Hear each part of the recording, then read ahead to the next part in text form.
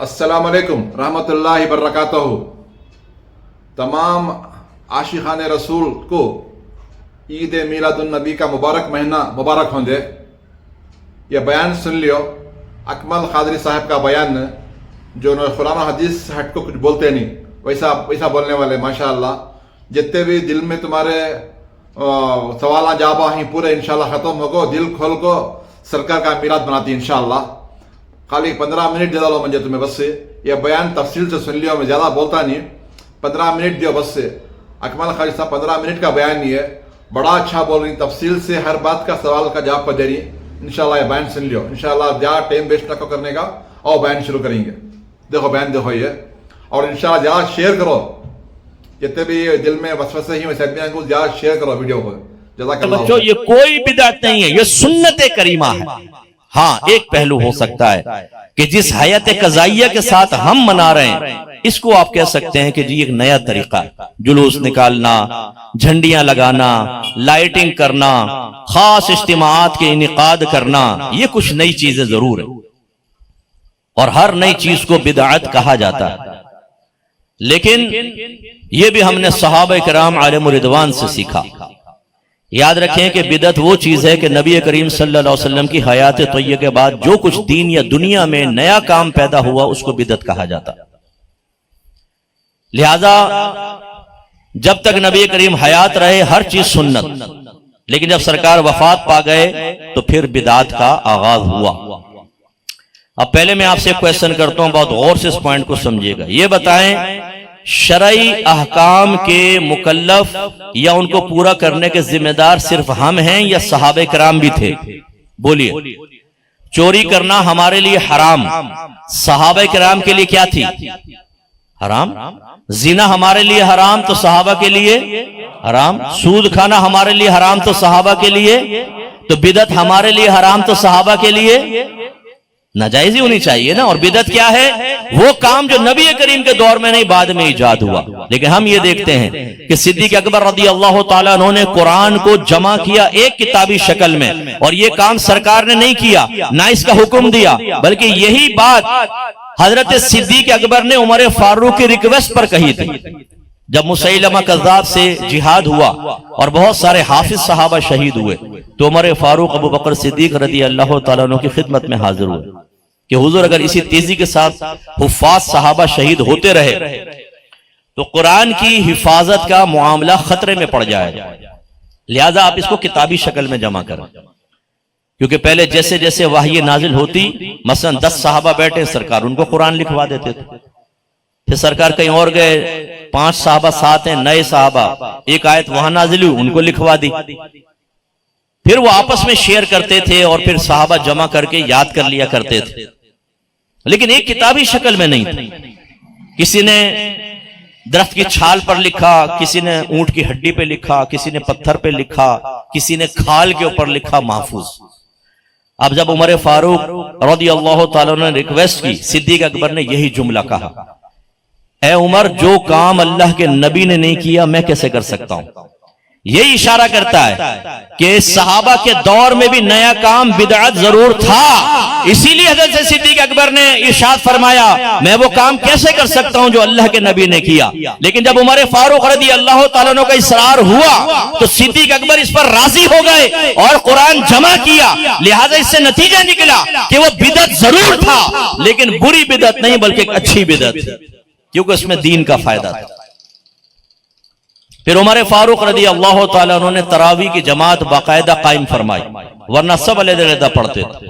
ایک دفعہ آپ مسجد میں گئے، کوئی یہاں تراویح پڑھ رہا ہے، کوئی وہاں پڑھ رہا ہے، کوئی وہاں پڑھ رہا ہے، کہیں ایک امام بن گیا ہے، 2-4 آدمی اس کے پیچھے پڑھ رہے ہیں، تو آپ نے فرمایا میں چاہتا ہوں کہ سب لوگوں کو ایک امام کے پیچھے مجتمع کر دوں، لہذا آپ نے حکم فرمایا، تراویح جماعت سے سٹارٹ ہوئی، آپ دیر سے پہنچے، جب آپ نے اس کو دیکھا تو فرمایا نعمت البدعۃ ہذہ، یہ کیا ہی اچھی بدعت ہے۔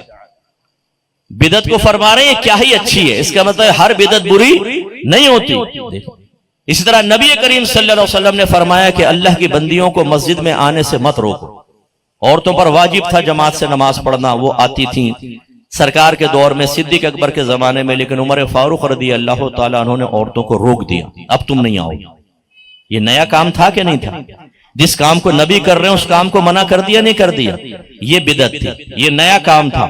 عورتیں گئیں سیدہ عائشہ صدیقہ عالمہ طیبہ طاہرہ مجتہدہ مفتیہ کے پاس، ہماری والدہ بہت صاحبہ علم تھی، اور ان سے جا کر کہا کہ دیکھیں یہ عمر فاروق نے ہمیں مسجدوں میں آنے سے روک دیا۔ میری والدہ نے فرمایا اگر میرے سرکار میرے سرتاج آج دنیا میں ظاہری طور پہ جلوہ افروز ہوتے اور جس طرح عورتیں زینت کر کے گھر سے باہر نکل رہی ہیں آپ ملاحظہ کر لیتے تو آپ بھی عورتوں کو مسجد میں آنے سے روک دیتے۔ گویا کہ آپ نے فرمایا بظاہر یہ نبی کریم کی قول کی تمہیں مخالفت نظر آ رہی ہے، لیکن حقیقتاً مزاج رسول کی موافقت ہے۔ میرے نبی ہوتے تو یہی کرتے، اس کا مطلب ہے ہر نیا کام برا نہیں ہوتا۔ جمعے کی کتنی اذانیں ہوتی ہیں بولے؟ نبی کریم کے دور میں کتنی تھی؟ ایک۔ صدیق اکبر کے دور میں ایک۔ عمر فاروق کے دور میں صرف ایک۔ کون سی؟ جو خطبے سے تھوڑی دیر پہلے ہوتی ہے، بس ایک اذان۔ اذا نودی للصلاة من یوم الجمعة فاسعوا الى ذکر اللہ وذروا البیع۔ جب اذان دی جائے، جمعے کی اذان دی جائے تو تمام معاملات چھوڑ دو، بے وغیرہ چھوڑ دو اور سعی الی الجمعہ کرو، فوراً جمعے کی طرف آؤ۔ جب عثمان غنی کا دور آیا تو مدینہ پھیل گیا اور بازار مدینے سے باہر چلا گیا۔ بعض اوقات اذان کی آواز صحیح نہ پہنچتی یا پہنچتی تو لوگ جب تیاری کر آتے تو دیر ہو جایا کرتی۔ تو زاورا کا ایک مقام تھا مدینے کے باہر جہاں عثمان غنی نے ایک مؤذن مقرر کیا کہ پہلی ایک اذان دی جائے تاکہ لوگ ہوشیار ہو کر آئیں، پھر دوسری اذان کے فوراً بعد خطبہ اور جمعہ ہو جائے، دیر سے نہ پہنچے۔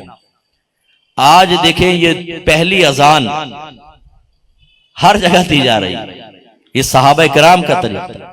اس کا مطلب ہے کہ جب یہ کہا جاتا ہے کلو بدعت ضلالہ وکلو ضلالۃ فی النار، ہر بدعت گمراہی ہے، ہر گمراہی جہنم میں لے جانے والی ہے، اس سے مراد وہ بدعت ہے جو قرآن و حدیث کے خلاف، جس کو بدعت سیئہ کہتے ہیں۔ اور اگر کوئی ایسا نیا کام ایجاد کرے جس سے دین کو تقویت ملے، محبت رسول میں اضافہ ہو، ثواب میں اضافہ ہو، لوگ دین کے قریب آئیں، دین کی ترغیب حاصل ہو، اور وہ سرکار کے دور میں نہیں تھا، بدعت یہ بھی ہے لیکن اس کو بدعت حسنہ کہا جائے گا۔ بدعت سیئہ پر عامل جہنم میں جائے گا اور بدعت حسنہ پر عمل کرنے والا انشاءاللہ درجات کی بلندی پائے گا، اللہ راضی ہوا تو جنت میں بھی جائے گا۔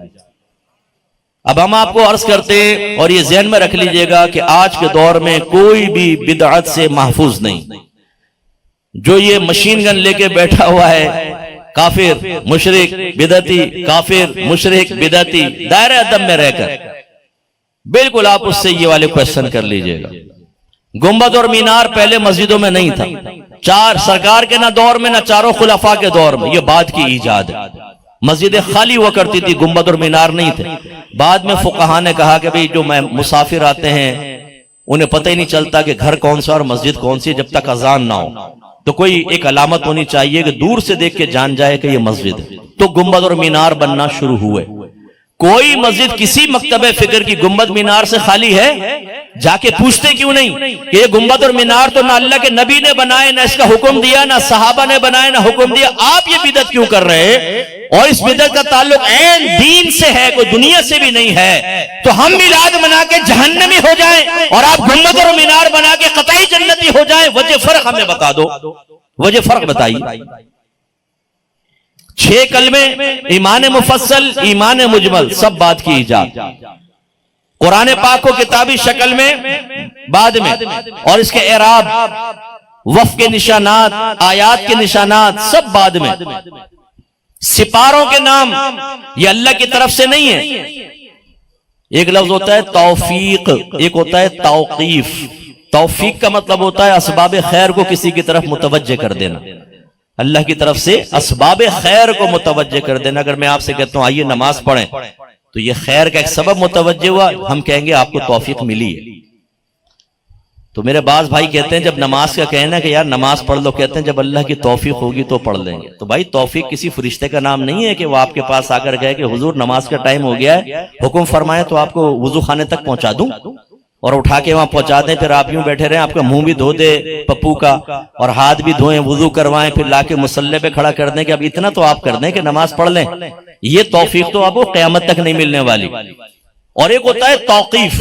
توقیف کا مطلب ہوتا ہے اللہ کی طرف سے ہونا.